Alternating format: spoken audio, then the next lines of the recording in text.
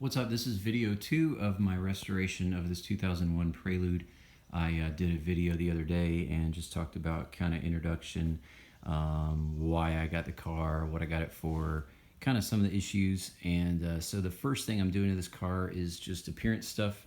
It drives great, has a few issues inside. I need to change some fluids, but the biggest thing that was going to be the most work in terms of just elbow grease was the paint.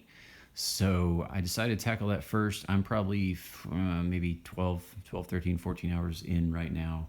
And I'm going to talk about the process that I used to restore the paint on the car. So as I mentioned in the last video, this car was in some kind of sandstorm or something. There was some kind of grit on all of the car. And it was on every window, the sunroof, the entire paint, every bit of trim. So with the windows, I took a razor blade, and hey, if you know what that's from, those two, actually I got 3 of them. 1, 2, 3 junkyard finds. Where did those come from? Leave it in the comment section if you know. But yeah, I did razor all the windows and got them nice.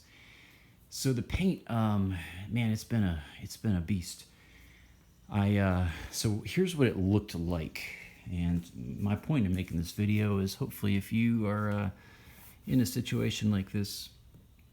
So if you look up close here, you can see all this white speckling, and the whole car looked like that. It looked good from far off, but when you got up close, it was, you realize there was something going on. So that's the before, and then this would be the after.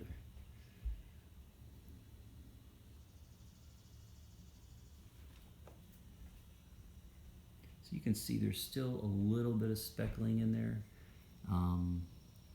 but some of that's just dust actually. But it looks pretty good, a lot better anyway. So I think I got like probably 80% of the speckling out, and I just ran out of energy. But you really can't tell. It's almost at the point where the speckling looks almost like a metallic flake, like on my Fiesta over there. So it's passable for the age of the car and the money I paid for it. It's pretty much unnoticeable, and as you see from this shot, and it really does look good, this good in person. Have not done the bumper yet. I did that side of the car. I'll just walk you around. And this whole side of the car is done. I'll give you an idea. It almost looks like new. Not quite, but... and then this side of the car is kind of in step 1, 2, 3 steps out of 7. All this here that you're seeing from here over. So I'm going to talk about what I've done to kind of do this and to get it to this stage. As you can see, I've still got some dings here, stuff I got to repair, lots of scratches. That'll all come out though. So this is, if you're a detailer and you're watching this, then I do not claim to know what I'm doing. This is just what's worked to get the car looking kind of from a 3 to about an 8, I think, on a scale of 1 to 10. So the first thing I did was wash it, obviously, just to get all the surface grit off, wash the whole car. Hand dried it with towels, clean towels, or blew some of it off actually with my blower. So that was the first stage, and then the next thing I did, and this was to try to loosen that grit. I did some research on a number of different products, and this stuff is what I ended up getting. You can get it on Amazon. It's called Citrol, and it's a degreaser. It's safe for paint, and basically it's made to remove gummy stuff.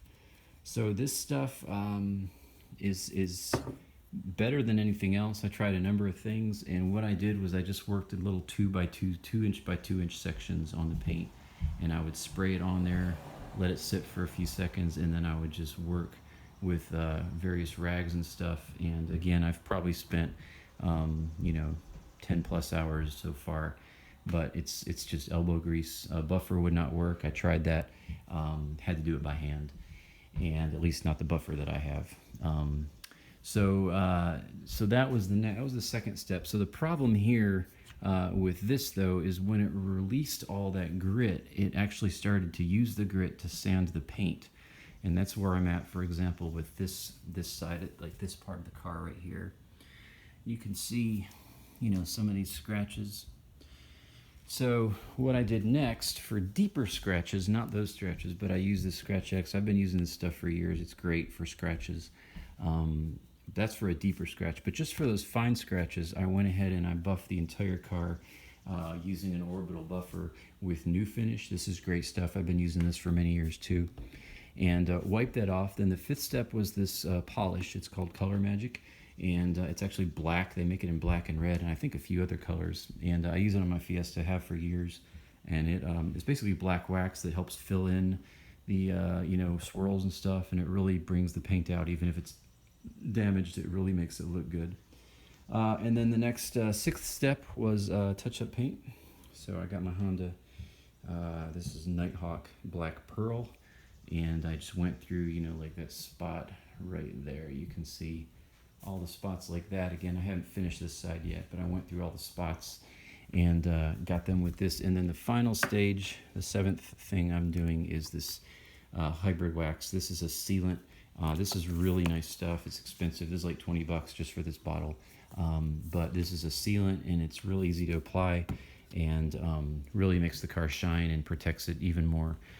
And so that was the process I've used. I'm just about done. I've probably got another few more hours here working on it. I've got the rest of the day off, so I'm going to go ahead and tackle it.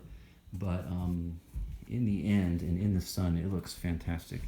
And just ignore the bumper for this video, because I haven't done the bumper yet. But you can see the car looks really good. That didn't help, but in any case, restoring the paint, I mean, you can see it's almost like a mirror finish. What's up? So 2001, this video 2, paint correction. Again, I don't say that these are the best or only ways to do this. This is just what I discovered through my years of experience and trying different products, and it seems to be working out pretty good. So thanks for watching. Next video I'm going to do, I've got lots of other stuff. I'm going to be pulling dents. I've got a oil change. I'm going to change out the transmission fluid. I'm going to change out the ATTS fluid, which is automatic transmission fluid in the ATTS system on the Type H, which looks pretty easy. I looked at the write-up. It doesn't look too hard. Got some oil leaks, a few other things going on. I need to reattach my rear view mirror and a few other things. But anyway, this is video 2, and hope you enjoyed. Hope this is helpful. Thanks for watching.